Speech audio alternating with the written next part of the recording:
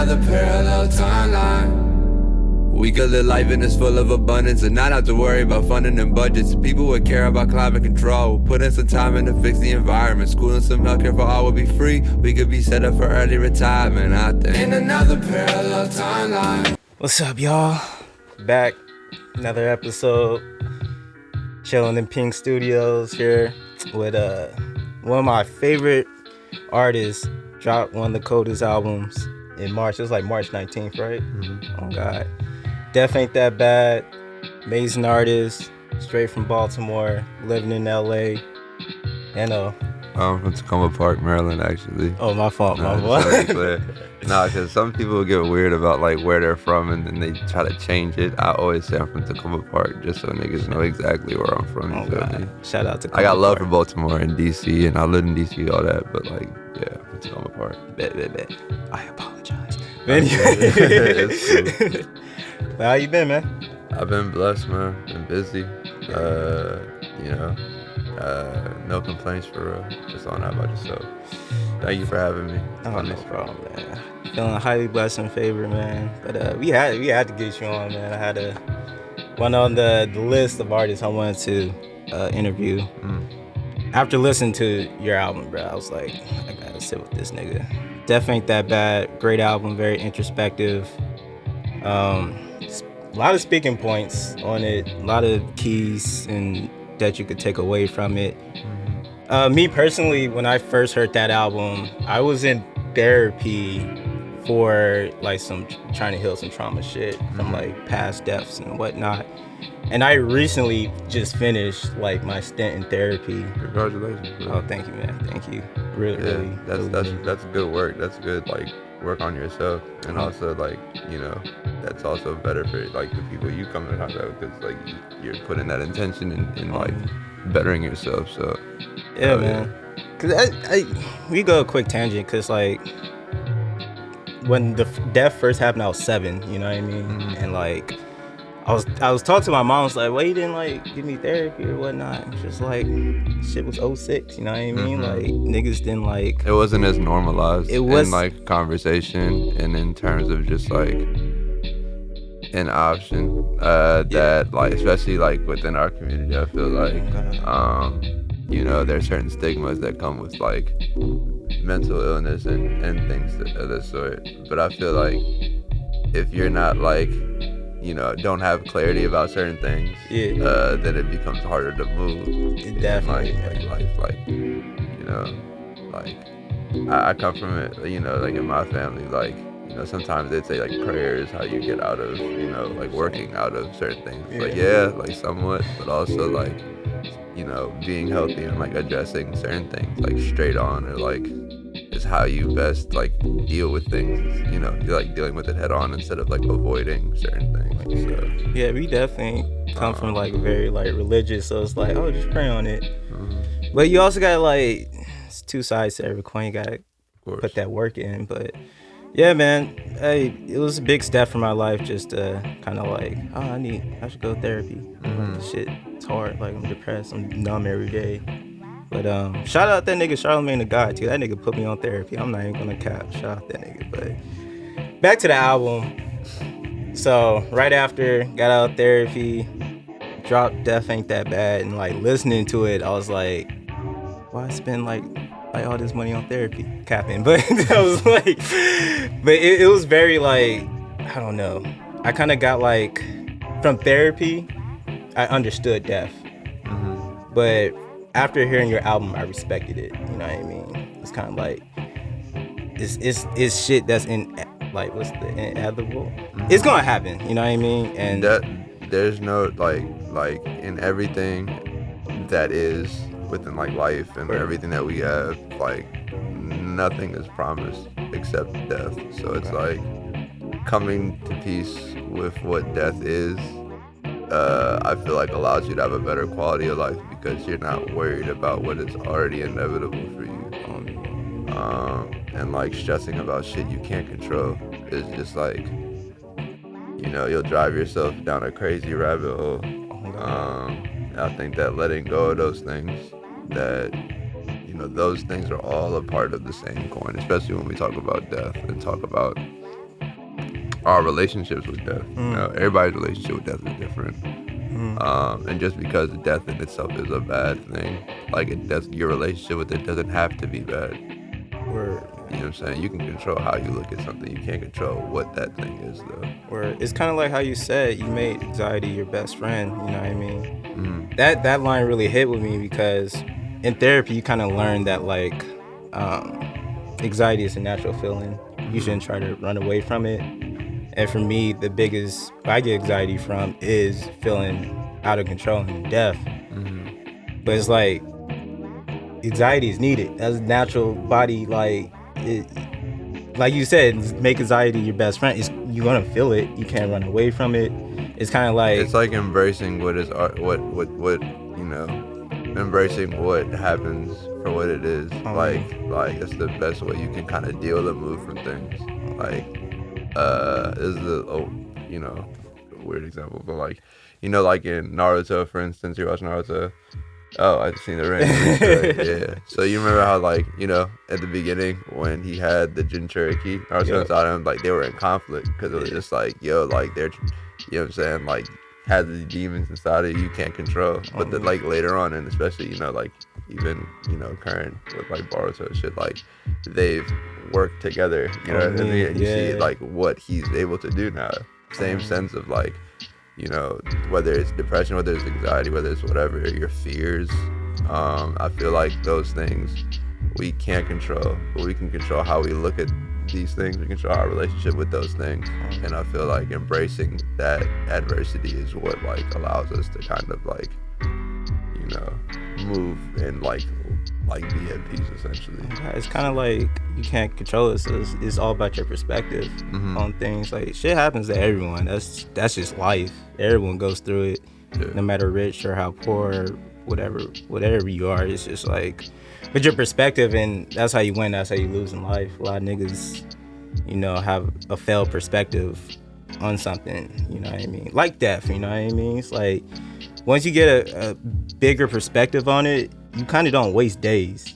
You know what I mean? Yeah, I mean, and as weird as a statement as I'm about to make, like COVID, you know, like I'm low-key kind of grateful, like, that COVID happened, because I feel like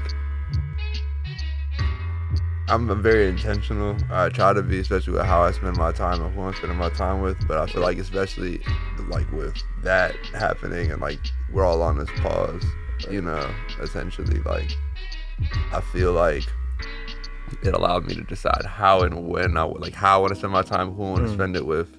And I feel like life is really, like, that's what you should be focused on. Like, it shouldn't be focused on, like, because you can have a 10-year plan and then die tomorrow. You know what I'm saying? Like, nothing is promised.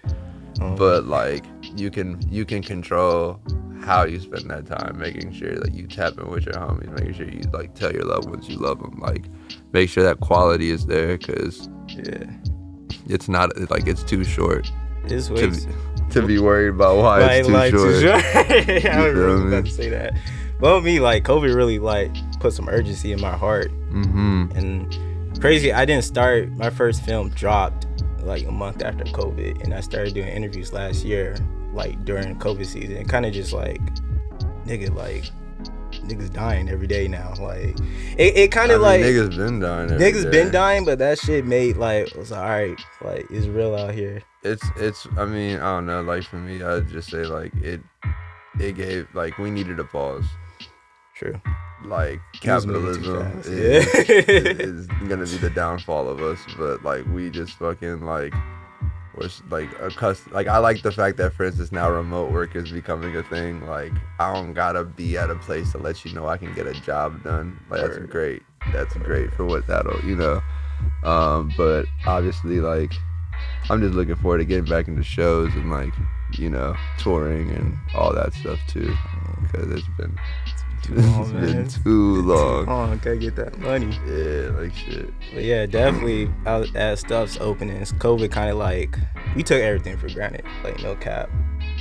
But I think now it's like, oh, like, the gym's open. I'm not even gonna lie. The first few weeks when COVID hit, like, that traffic was not a thing. You could go, boy. On me, man. You could drive from fucking like just driving in LA with no traffic at like 10 a.m. would be like, what? Like I could get to the valley in 10 minutes, 15 minutes. That's crazy. On me. Did you say on Good Conversation that like traffic was created by like white people for niggas to like slow niggas down? Nah, all right, look, that's great. Shout out to you doing research. Look, so, if you look up the maps of, like, I think this is, like, as early as, like, the 20s, 30s, like, just, like, early 20th century, like, in LA, you know, it was just a lot of affluent folks that were, like, doing, you know, city planning and were looking at where they wanted to build highways. And they were like, well, we don't want, you know, the reason that the highways are the way they are now is because they were like, we'll have to tear down some of these black and brown neighborhoods to create these highways, but then also we want to create these routes that, although it would save everyone a lot of time cutting through these richer, you know, more white neighborhoods to get from like, you know, Compton, like southern LA to like up to the valley. We're gonna create this whole route. And even if it's congested and millions of people are inconvenienced, at least they don't have to pass through here. Those are decisions made in like the 20s and 30s, and it's like we just kind of accept that. It's like, oh, like that traffic.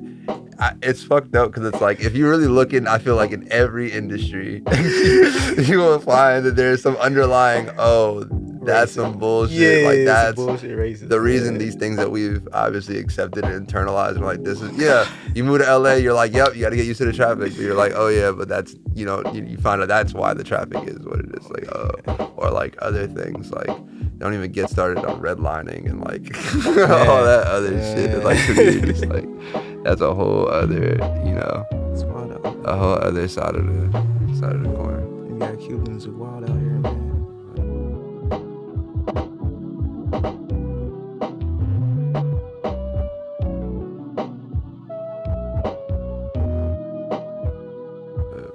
Well, I wanted to ask you this question because listen to Death Ain't That Bad. You kind of have like, again, really good perspective on death. Are you a man of faith? I am a man of faith. Word. I gotta be. Word. Gotta be. How's that kind of like, you know, help that transition of the mindset and that perspective of dying? So like, I would say I've always been like religious and like a person who believes in God and like a higher being. As I've gotten older, I have gotten a little more spiritual too. But also have come to accept that there's a lot of shit that we just don't know, and that's fine. There's beauty in not knowing. Like we're like, and we're in an era where like I feel like information is so like, you'll be mad at your iPhone for not loading that one random clip that you trying to watch on Twitter. Like you be mad, like it'll be like, yo, wait 10 seconds, bro. Like we need to know everything now. And I feel like, especially when it comes to death, it's like we don't know what's on the other side. We don't know where that transition is. And I feel like that, and it's like there is beauty in not knowing what that is. We're not meant to know what that is. It is out of our ability to even fathom what that is. So like, to stress about what that would look like, to stress about these other things, it's like, bro, like when that shit comes, it's gonna come regardless. So why am I gonna spend my time now worried about that? Like, so for me, like, death was just something that I was just very exposed to, like, at a young age, and kind of just like had to kind of identify and always revisit this idea of like what my relationship with death is like. And it changed throughout, like, you know, at the beginning of, you know, like when I was a kid, like, you know, going to funerals when you're like 4 or 5, so you don't know what's going on, you're just there, just like understanding context, like, oh, okay. Or like, you know, it used to be this thing that I used to like fear and I loathe, but like now it's become a thing I'm frankly okay with the logic of, like. It's crazy, man, because there was a period in my time and I was like a kid, it seemed like one of my family members or like a celebrity that like was dying like every year. So it's kind of like I kind of feared it, but I've always feared it more for other. Like I didn't fear my death that much. I'm not that big on like. I'm more concerned about other people's deaths than my own, because I can't control. You know what I'm saying? I can control. I can move as best as I can.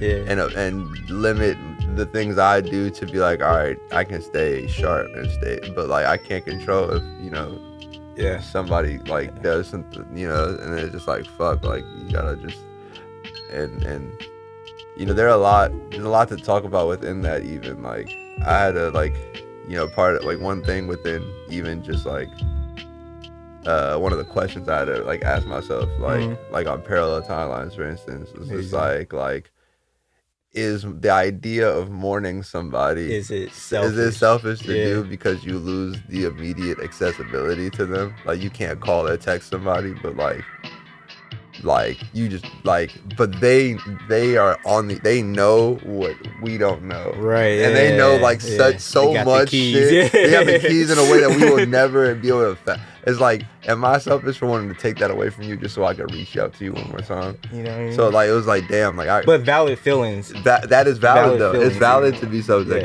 So it was like little things like that. Like every song I feel like was definitely like a conversation or like a thing that was pulled from to like speak directly on. Like it's not, I'm just the muse. This isn't about me. It's more about having this universal conversation about what, like, normalizing this conversation of what death is.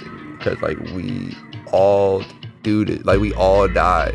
That should be a unifying thing. It shouldn't be this thing that we have to be afraid of or like be emo. Like I can't even tell. Like Nate, like I've gotten some interviews with people who asked me if I was emo because I made some shit. It's like no, like this is an honest conversation.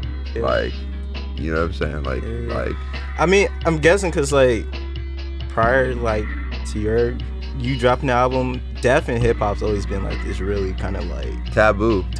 Like even when Pac was talking about it, or even like Mac Miller's talking about it in Faces, it's kind of like this somber kind of scary, amazing album, one of my favorite mixtapes.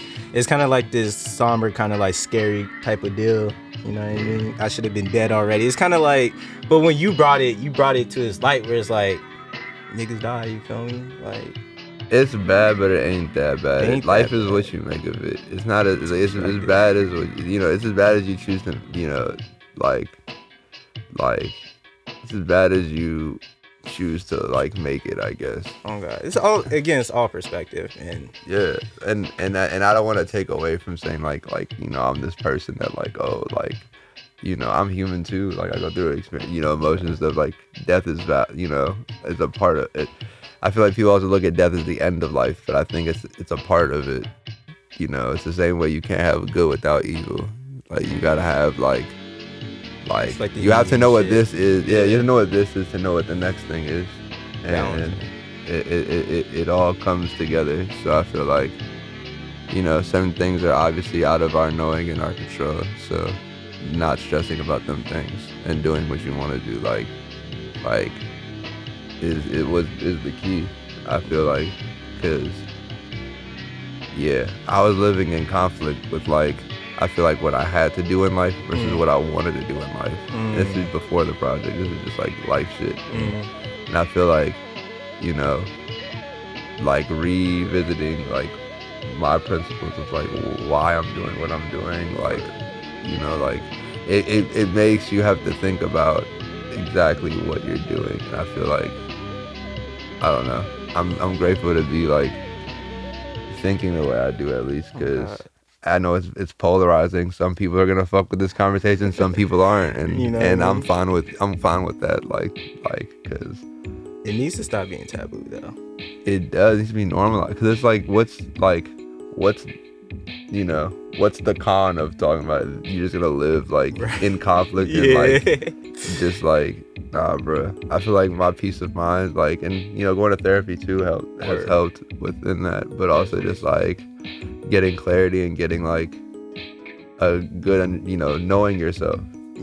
Is super important. Like, and all these things, like this album really helped. Like I needed to make this shit because like I probably wouldn't even be here talking to y'all if I didn't make this shit. Like it was getting bad at a certain point. But I feel like it was literally like, it's funny. I remember like I was on the train. It was like the perfect storm of like all these different emotions that I was going through. Like my brother passed, like my mother had just like beat cancer, but like I had this other homie, like the homies was getting locked up, other niggas was dying, like, and I just remember being on the train and I just had some fallouts, and I remember it was just the thought of like, man, death, it wouldn't be as bad as how I'm feeling right now. And I just remember like saying death ain't that bad, and I like kind of laughed, and I was like, that's the album right there. I didn't even know it was, I was just like, this is there's something to this, and then it kind of just started making it so. Just explore it. Yeah. Cause you said that every person that kind of helped work on the project, you had like a good conversation about, dying. Yeah, man, I can't stress it enough, cause it's the only thing I promised in life. So why run away from it? It's not necessarily just about dying. It was more like just getting people's perspectives on how they feel on certain things, kind of testing the waters, like,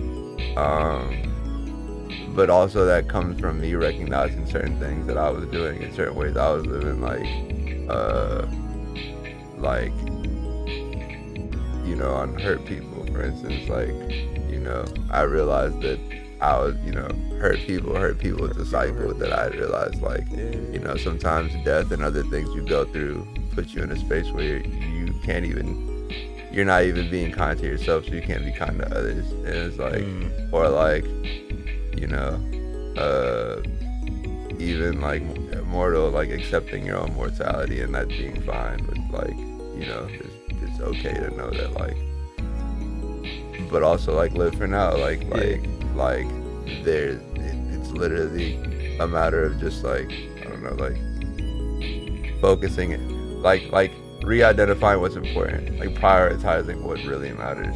There's a lot of shit we do is bullshit, Yeah, I'm so glad, like, cause I say no more, like, and that feels fucking great, like, to like say, you know what, like I could do that, but that doesn't serve me in a way that I feel like I want to, like I'm just being able to pick what I actually want to do with my time and my energy. I feel like that's how we should all live. Like, if you want to do something, you should do it. You shouldn't you have to do shit because you don't want to.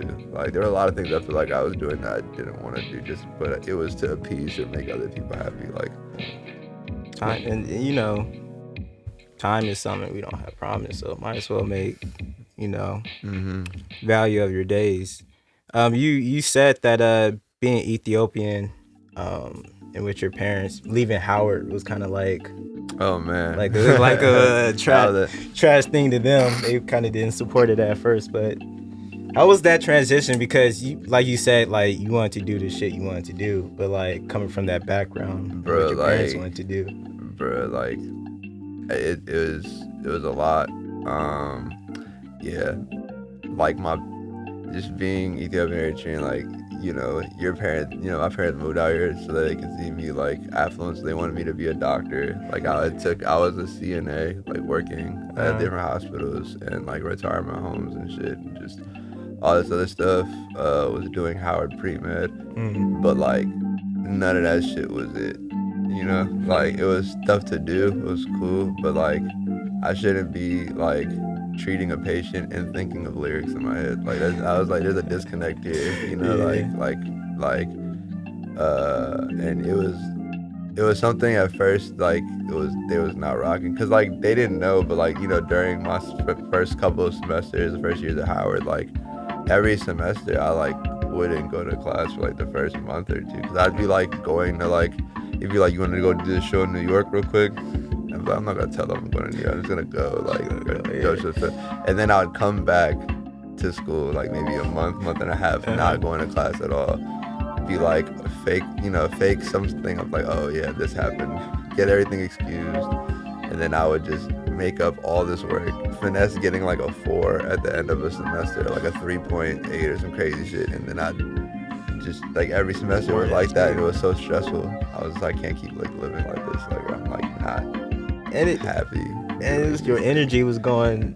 It was tugging. It was out of whack. So it was kind of like, I just bought a one-way ticket to California, so I was just like I needed a change, and I was working 2 jobs as well, like while going to school full time, and I was just like, bro, I was like. I was in a really toxic relationship before I moved to California. It was just like a lot of different things. I was just like, yo, I need to get the fuck, like, or else I'm just gonna lose it. And my parents weren't fucking with it at first, like, but like sometimes you have to fight for what it is you want. And like I don't think that they realize how much I was willing to fight for this shit. Whether it mean, you know, and I've had my fair share of adversity. Like I've been homeless, other than bandos. Like I've seen a lot of shit. So like. A lot of that adversity, you know, that doesn't define you at the end of the day. It's a part of the story, but like, you know, I've always had a chip on my shoulder, so it's nothing new. So I'm grateful that like, you know, now my parents are like really big supporters of like what I do, and like adamant that I continue, because like they seen, like, for instance, like they know a lot of my friends in like my area, and they've seen what life would like has turned out for some people. Like, oh shit, like, you know, you're not dead, you're not in jail, you're not like on some fuck shit, like you're self-sufficient, like, you know, like off your art too. Yeah. So it's just like, all right, cool, like keep that up, like, and it's funny because it's like. They either don't want you to do shit at all, or they're like, if you're gonna do it, you have to be the fucking best. Like, so it's just like, I'm like, I like that versus like not, you know. So, yeah, even like with my mother and like with like stuff with the cancer and stuff she was going through at the time, like, you know, she's in remission for like the last 2 years. Congrats. And like, you know, like. Death in a weird way was like, you know, that scare was bringing us, I feel like, a lot closer. Just cause like, you know, it was a lot. Like even in Life's Too Short, you could probably hear it, but like I sampled like the ICU machine in the beat, just cause like I was there every day for like a good like week and a half, 2 weeks, just kind of like just watching. And was that like what kind of inspired the album? No, not at all. The album was already being worked on. That was one of the last things before I started the album, actually. Oh, okay. That didn't inspire the album. I feel like life up until that point was inspiring the album, because there's a lot of things going on. That was one of the things that, like, once she was good and I moved back to the Bay, it was probably like 2 months after I got back. And yeah, like from there it just it kind of just started like picking up. I met like I met my homie Tony, who plays keys in Toro y Moi, like a week after I like thought about Death Ain't That Bad, and we just started doing sessions like probably 2 weeks after. It was 2 weeks after we had met, and then it was just like, oh, bet we're like already like we were just in our, you know, just really going in. So like it's weird. I've always been somebody that like I take anything that I'm dealing with, I just put it into like music form, or like even if it's no words, like just making production word, and like that's always been like how I like kind of deal with stuff sometimes. Can you say like after this project, all your projects after this is gonna be straight just something that's like necessary, you know what I mean? Something that's coming from the heart. Something that like someone would listen to it can take some shit away from. I mean, that's how I approach every project. Word. Before the but this project has just set the bar for me. Like, you know, I don't want to put out anything that's not what that is or better. I'm always trying to push myself on every new project. And yeah, man, I'm excited. I don't know if I should be saying this, but we're putting out a deluxe relatively, you know, there'll be a Death Ain't That Bad deluxe. Hey, let's go. That one's gonna be fun. Can't wait for that, man. So you've been in the game for like a cool minute. I definitely respect kind of the route that you took, kind of with the more so independent type of deal. I think you said it at like on the interview at Good Conversation, it's kind of like you don't worry about kind of like the numbers you have. It's more so like the impact in people's lives. And that's Yeah, I feel like that matters. where That matters so much. Like similar to you, like telling me about this album and how it's impacted you. Like that's what this shit's about. You know what I'm saying? Having like a real impact with like what's being said, and having that felt and understood. I feel like that will always matter to me more.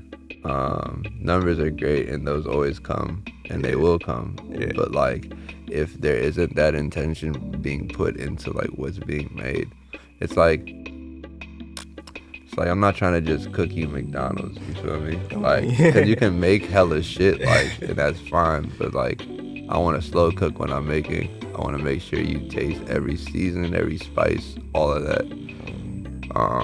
Cause, yeah, I just love to cook. But also I like to see people eat what I cook.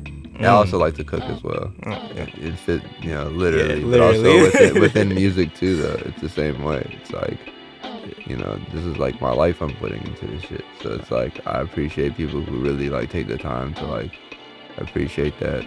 Yeah, man, you definitely inspired me to kind of like put a lot of care and thought into how I'm impacting someone's life when I, make something or if I'm doing an interview or whatnot. Because a lot of times kids my age, because you're kind of, prior generation than what we are, it's all about numbers. It's all about how many likes you get. But I don't know. When you said that, like, people hitting you up talking about, how you helped them with a death in, their life.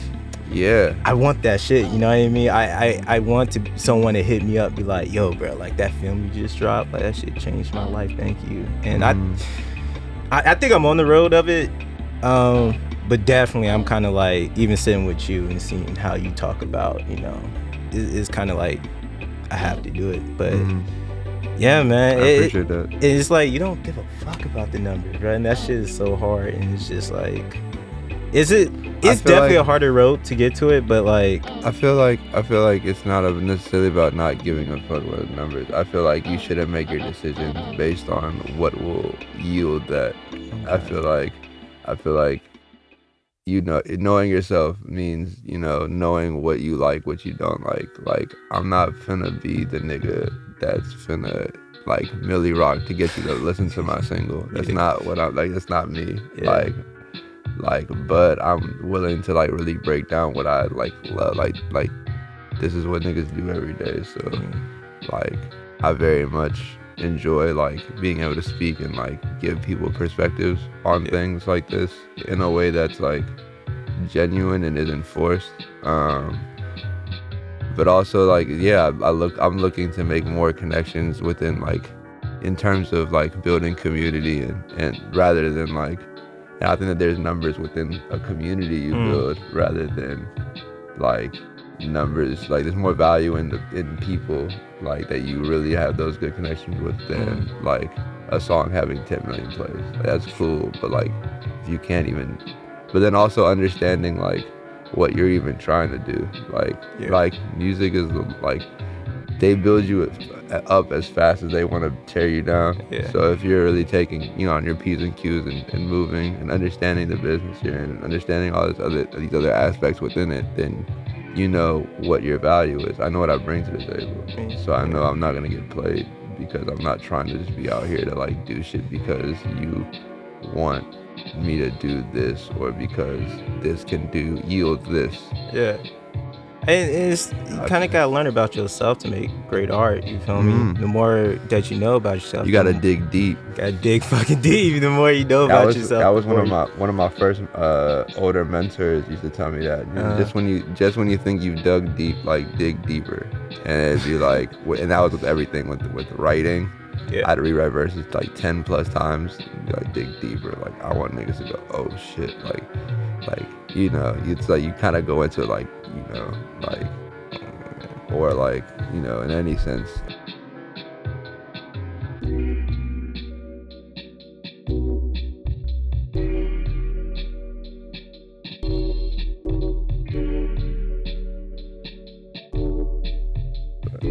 So really quick, you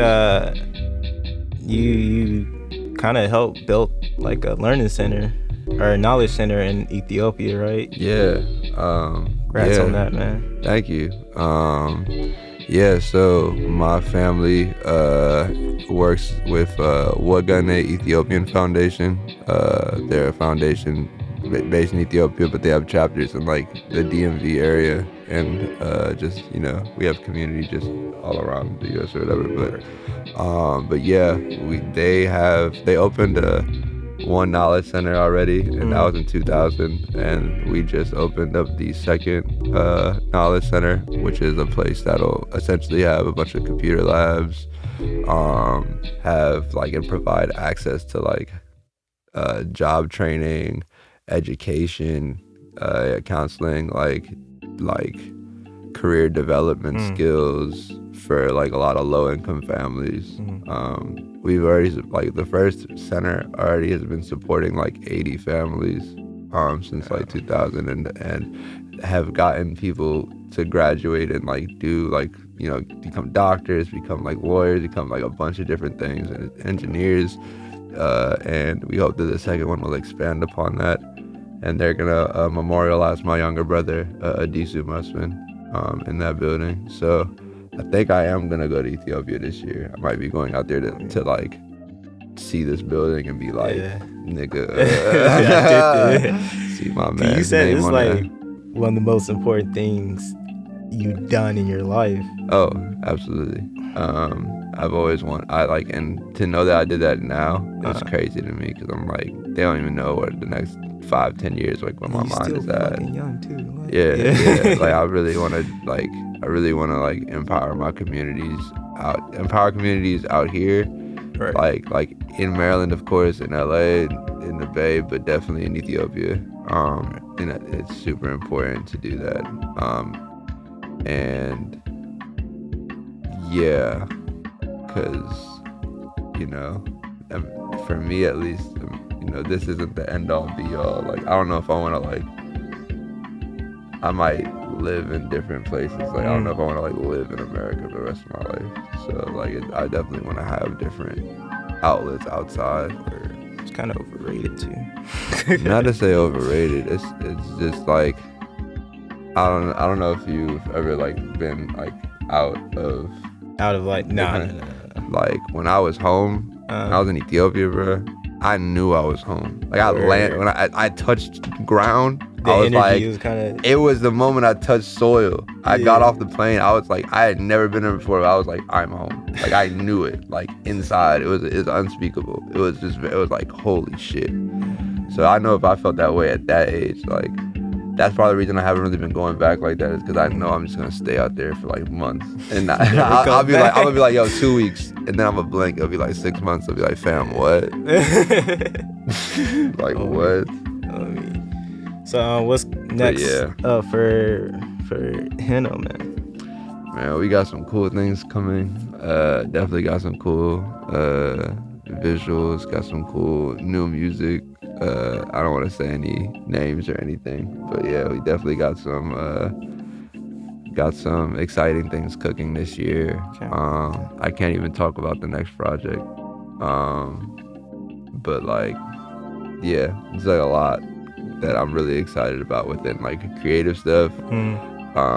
More just within like trying to tap back in with, you know, communities. Like, I travel a lot, so I'm either in Maryland, I'm either in the Bay, or I'm in LA. So I like to just continuously like make my rounds and, you know, tap in.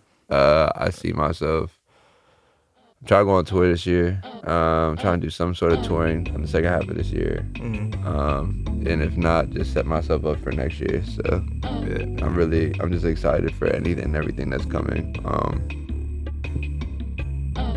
Yeah, excited doing good, man. To put Definitely That Bad out more, like, you know. Releasing a project during COVID is a weird feeling. Like doing like a proper like release thing, maybe. But yeah. amazing, man. You've been blessed, man. You're a blessing to others.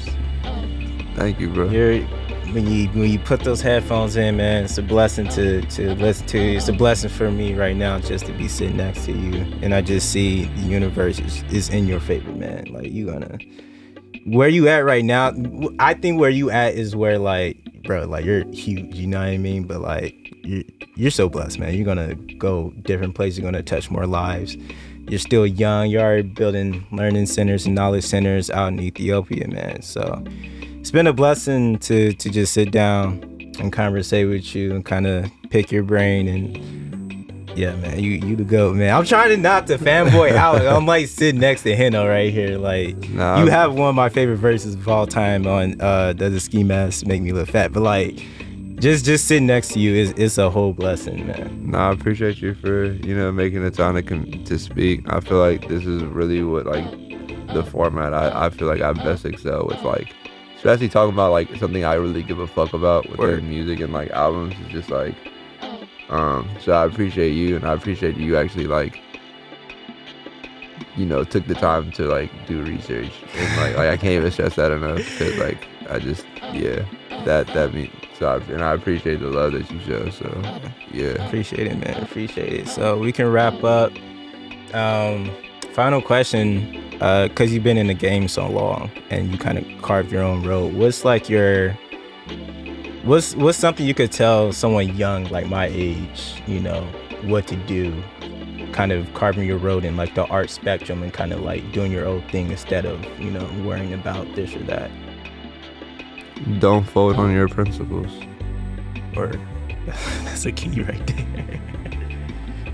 Not all money's good money. Yep. I would say like those are like, if I'm keeping it real, those are like, yeah, just don't fold. Like it's easier than you think. Yeah. So like just staying solid within that, because I feel like especially out here when I like look at industry stuff, I feel like it's a whole body of folks that don't know themselves out here.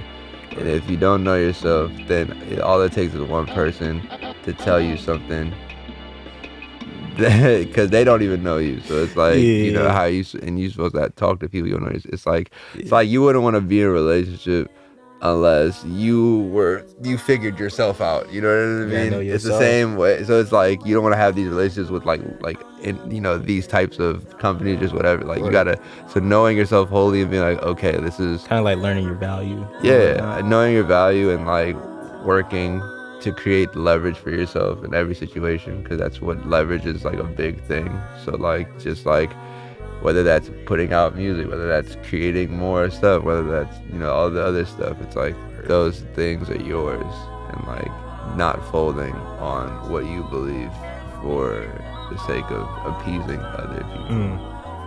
Because like I wasn't living for myself for a while, and I'd hate to see people not doing that. Yeah. I live for other people too. Like I live for like a lot of people, but I have to like, it's like I have to live for myself, so I can then be able to do for others. Yeah. So those are the things I would say. Big keys from Big Heno, man. Shout out to socials where people can, you